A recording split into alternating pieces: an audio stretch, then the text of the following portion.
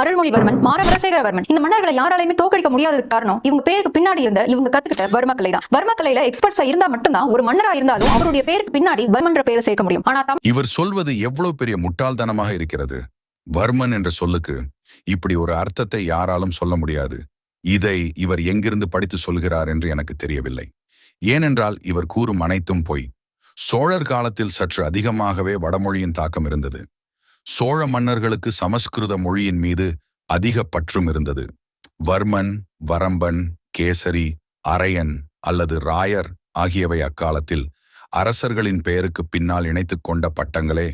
அருள்மொழிவர்மன், மகேந்திரவர்மன், ரவிவர்மன் என பல தமிழ் மன்னர்களும் இப்பட்டத்தை பேருக்கு பின்னால் இட்டுக் கொண்டதை அறிய முடிகிறது. வர்மன் என்ற சொல்லுக்கு அர்த்தம் என்ன? இப்போது அதை பார்ப்போம். வர்மன் என்ற சொல்லுக்கு அர்த்தம் காப்பாளன், பாதுகாவலன் என்ற அர்த்தமே ஒழிய வர்மக்கலைகள் அல்ல. நன்றி.